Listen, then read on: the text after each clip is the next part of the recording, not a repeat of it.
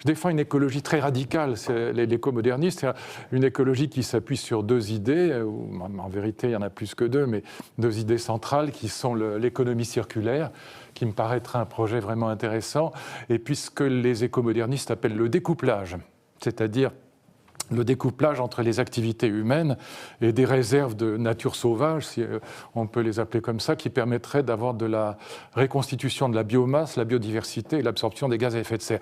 Ce qui m'intéresse dans l'écomodernisme, c'est que c'est une écologie radicale.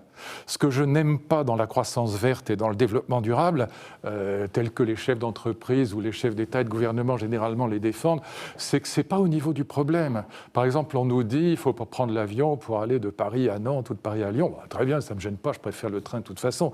Mais ce n'est pas le millième du millième de l'épaisseur du trait. Et donc on a besoin soit d'aller vers la décroissance, mais je n'y crois pas. Je pense pour des raisons dont on parlera sûrement. La décroissance dans la mondialisation est absolument impossible. Mais si on ne va pas vers la décroissance, il faut proposer notamment aux jeunes gens une écologie qui soit radicale, qui ne soit pas mollassonne, qui ne soit pas de la décroissance molle. Voilà. Et je pense que le projet écomoderniste, il a cet avantage d'être une rupture radicale avec les premières révolutions capitalistes. C'est-à-dire qui étaient linéaires et qui partaient de l'idée qu'on pouvait tout dépenser, qu'il n'y avait pas que les richesses naturelles étaient inépuisables, ce qui est une folie. Voilà. Et donc moi je suis pour une écologie absolument radicale, mais qui n'est pas l'écologie de la décroissance. Donc peut-être on va en parler de la décroissance, mais c'est ça, à mon avis, le sujet majeur. Et je déteste la décroissance molle, c'est-à-dire. On va en parler de la décroissance. Voilà. Je pas... Non, mais la décroissance dure, au moins je peux comprendre, mais la molle, ça n'a aucun intérêt. Ouais. Lucie Schmitt, est-ce que vous êtes une révolutionnaire, une décroissante molle, une réformiste? Comment vous définiriez votre écologie? En écoutant Luc Ferry et ses 7 familles, et puis le fait que vous appartenez à une des familles, moi je me disais. D'une certaine manière, je pense qu'une des difficultés qu'on a, c'est quand on est convaincu sur le plan écologique, on a le sentiment qu'on pourrait appartenir à chacune un petit peu de ces 7 familles. On n'a pas envie en tout cas de se définir comme à 100% écomoderniste ou décroissante. Et je pense qu'il faut, moi peut-être comme vous disiez aux fonctionnaires, en tout cas personne intéressée par l'action, je pense que le principal sujet aujourd'hui, c'est pas de faire des familles, parce que en écologie, au fond, ce qu'on observe, c'est qu'il y a une capacité à multiplier les familles qui est incroyable. Pourquoi ? Parce que chacun l'aborde souvent par ce qui le passionne, par son angle d'analyse. Par exemple, vous êtes écomoderniste parce que vous aimez sans doute le progrès, et puis vous avez envie de radicalité parce que vous n'avez pas envie d'eau tiède, vous n'aimez pas les choses molles. Ça, c'est aussi des angles qui vous révèlent. Et je pense qu'il y a donc cette manière où chacun aborde les choses. Par exemple, vous avez les férus du vélo, vous avez les férus du véganisme, vous avez les férus de biodiversité. Et donc les choses ne cessent de se couper en 4, en 8, en 12, etc. Et on n'arrive pas à faire un projet de société globale, et encore moins à passer à l'acte lorsqu'il s'agit que ces projets rentrent dans la réalité, dans la mise en œuvre.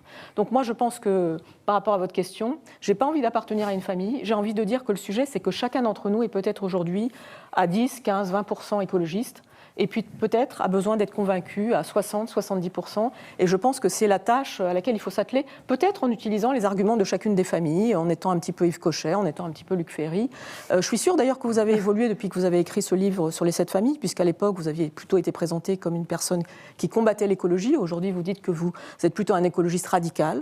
Donc ça montre que les processus psychologiques peuvent jouer, et qu'au fond, nous pouvons progressivement, j'espère, réussir une conquête culturelle. Aziz Lecor, Mais en fait, la question que vous soulevez et qui se pose, c'est est-ce qu'il est possible aujourd'hui d'avoir un consensus sur la question écologique ? Est-ce qu'on peut encore débattre de l'écologie ? Parce qu'on a l'impression que ces familles, elles existent, et en effet, elles se confrontent, mais elles ne dialoguent jamais vraiment. Donc, est-ce que c'est possible de trouver un terrain d'entente pour permettre une véritable action politique ?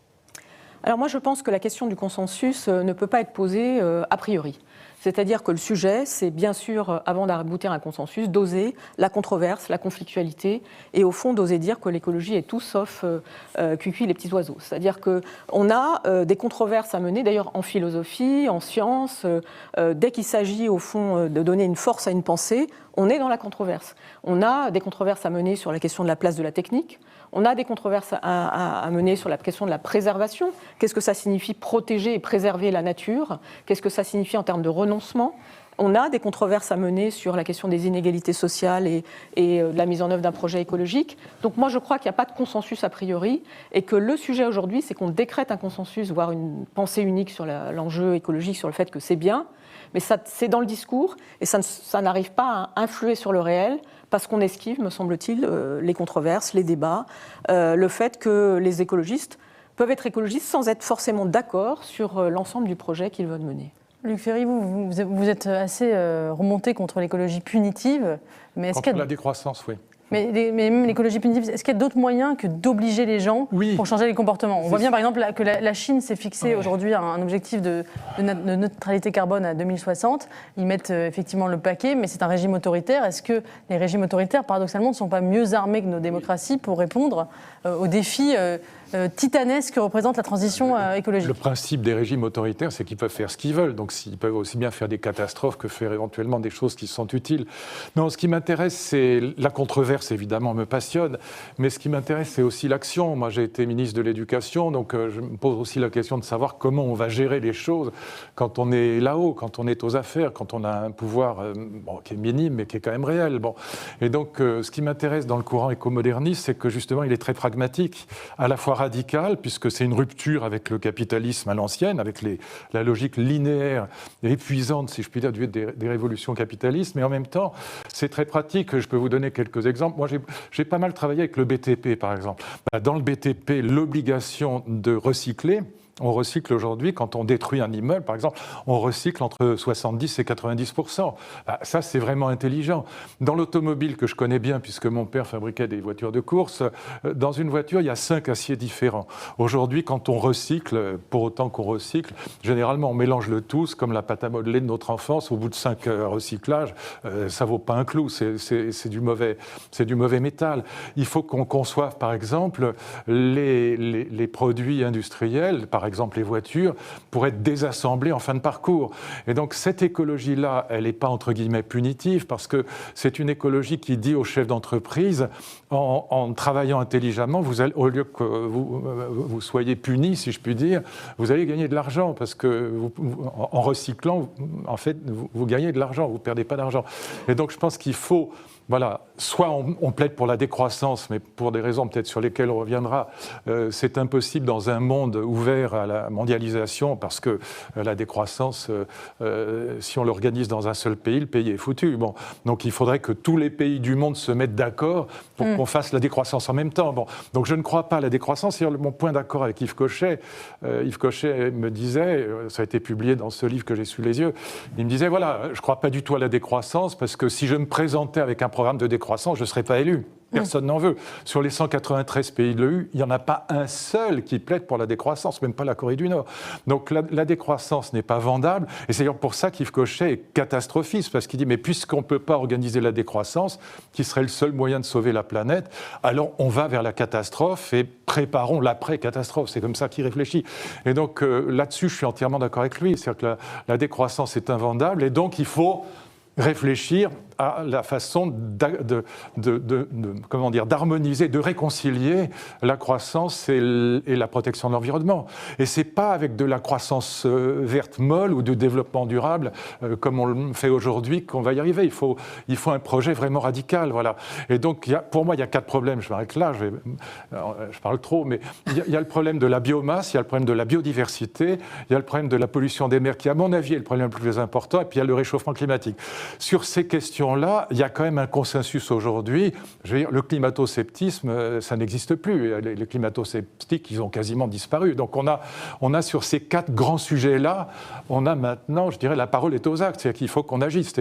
Il y a vraiment urgence. Chirac avait raison, la maison brûle et on regarde derrière. Mais ce n'est pas en organisant la décroissance qu'on y arrivera. Et la décroissance molle, qu'on appelle la croissance verte, ça marche. On se fait plaisir, mais ce n'est pas au niveau du problème. Voilà, moi, c'est pour ça que je parle de radicalité, parce que je pense qu'il y a vraiment urgence. J'ai toujours été écologiste, mais à l'époque où j'ai écrit le Nouvel Ordre écologique, c'était en 92, il y avait pas, les courants n'étaient pas les mêmes qu'aujourd'hui. Donc on n'avait que le choix entre la décroissance molle ou la décroissance dure. Voilà. Mais ce n'était pas intelligent ce qui se profilait à l'horizon. Et moi, j'étais allé à Moscou avec Lippietz, par exemple, et je me souviens, Lippietz, il avait écrit un livre qui commençait par « Je suis arrivé au vert par le rouge ». Il était maoïste. Oui, ça, on va en reparler justement. Est-ce que je pourrais dire un petit mot sur les régimes autoritaires ? C'est-à-dire que moi, ce que j'observe, c'est qu'effectivement, chez un certain nombre de jeunes, il y a un désespoir par rapport au fait que les institutions ne bougent pas et que le niveau d'ambition des politiques publiques ne correspond pas à ce qu'on a signé, par exemple, avec l'accord de Paris en 2015, d'où, comme vous le savez, des procès climatiques où le juge administratif, ce qui est quand même une première, condamne l'État, mais c'est une sorte d'acte très symbolique. Donc on se dit, pourquoi est-ce qu'il n'y aurait pas une sorte d'espoir dans le fait de faire tomber d'en haut, au fond, une règle écologique, une règle verte, comme dirait Jean-Luc Mélenchon. Alors moi, je pense que c'est un véritable mirage. Et je voudrais d'abord revenir sur la Chine. C'est-à-dire que quand vous discutez avec des spécialistes de la Chine, ils vous disent d'abord qu'effectivement la Chine veut devenir une puissance verte au sens où ça représente en termes géopolitiques un discours qui marque les esprits. Donc c'est intéressant que maintenant le fait d'être vert soit un des moteurs de la puissance, d'où les énergies renouvelables, d'où les voitures électriques, etc. Mais donc c'est une puissance verte axée sur la technologie. À côté de ça, comme vous le savez sans doute, il y a d'immenses catastrophes environnementales en Chine. Il y a des villages du cancer, il y a un sujet de santé publique, il y a la pollution de l'air. Et au fond, en Chine, il y a une sorte d'affrontement entre un régime qui dit qu'il crée une puissance verte et la population chinoise qui se mobilise, qui souvent vient des provinces jusqu'à Pékin, pour porter des manifestations sur la question des liens entre santé et environnement. Donc un autre angle, en fait, pour aborder l'écologie. Il y a aussi, du côté du gouvernement de Pékin, la création de villes vertes absolument fantômes qui ne sont habitées par personne, ne serait-ce que pour dire qu'on est une puissance verte. Donc toute la question, lorsqu'on parle de démocratie et d'écologie, c'est bien, comment dirais-je, de savoir qu'est-ce qu'on entend par démocratie et par régime autoritaire. Je vous donne un exemple. Le référendum sur Notre-Dame-des-Landes, qui donne, les gens se prononcent, démocratie locale, référendum, ils se prononcent pour l'aéroport. Oui. Mais on sait très bien que ce projet est une aberration écologique. Oui. Alors là, on a bien une incompatibilité totale entre la démocratie et les ambitions écologiques. Alors, je ne vais pas du tout esquiver la question. Je pense qu'il y a eu... tout le sujet, c'est qu'est-ce qu'on appelle processus démocratique et vie démocratique. Parce que quand on va en Suisse, quand on organise un référendum, on ne le fait pas du tout comme en France. On prépare le référendum 6 mois à l'avance. Je pense que sur beaucoup de sujets écologiques, si vous demandez aux gens s'ils veulent baisser la vitesse sur les autoroutes, si vous voulez taxer le kérosène... Ce qui est intéressant, c'est que tous les villages qui étaient autour de l'aéroport ont voté à 60% non, et les gens à Nantes ont voté oui. Donc le sujet, c'est au fond l'échelle à laquelle on organise les choses. Moi, la question que je me suis posée sur le référendum, parce que je ne suis pas du tout contre le fait des référendums, je me suis dit, mais est-ce qu'il n'aurait même pas fallu poser la question à l'échelle française ? Voire aujourd'hui, vous savez, quand il y a des oppositions au projet d'autoroute ou des oppositions à des extensions d'aéroports, il y a des gens qui viennent de toute l'Europe parce que c'est une question de modèle de société. Non, mais du coup... en gros, il faudrait poser la question pour que la réponse aille dans le sens des écologistes. Non, c'est pas ce que je veux dire. Ce que je veux dire, c'est que démocratie et écologie posent d'immenses problèmes par rapport à l'organisation démocratique classique, qui est qu'il y a du local, il y a du national, il y a de l'européen, et le sujet est mondial. Par exemple, en France, on fait des émissions de gaz à effet de serre, mais on n'est pas responsable du réchauffement qui va se passer. C'est-à-dire que ce qui se passe, c'est que les émissions de gaz à effet de serre qui affectent la France, elles viennent du monde entier. Donc tout le sujet, c'est comment est-ce qu'on organise une démocratie mondiale. Je ne réponds pas sur le référendum, mais j'observe qu'Édouard Philippe, lorsqu'il a pris la parole, a soigneusement évité de parler d'écologie, mais a dit que les conditions démocratiques n'étaient plus réunies. Et donc, il a d'une certaine manière mis le pied dans l'idée qu'il fallait revoir comment les procédures de la vie démocratique par rapport à l'écologie. Mais est-ce qu'il n'y a pas... J'ouvre plus de questions que je n'apporte de réponses. Oui, mais si on n'arrive même pas à respecter un référendum au niveau local, voire même départemental, je ne vois pas comment on pourrait organiser une démocratie au niveau... Le référendum n'épuise pas la vie démocratique, je pense.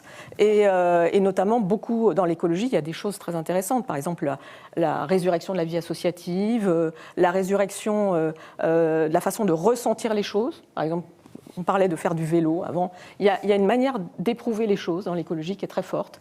Et à un moment où il y a crise démocratique, enfin c'est une sorte de pont aux ânes depuis, depuis 30 ans, il y a là-dedans une vitalité qui est intéressante. Est-ce qu'il n'y a pas aussi une responsabilité des politiques qui se disent écologistes et qui, par exemple, prenons les grandes métropoles, quand on interdit les véhicules diesel, là, on peut voir, vous disiez qu'il n'y avait plus de climato-sceptiques, en effet, ils disparaissent, mais il peut y avoir une réaction face à ces mesures coercitives en se disant, eh bien, pardon pour ce vocabulaire, mais les écolos, ils nous emmerdent.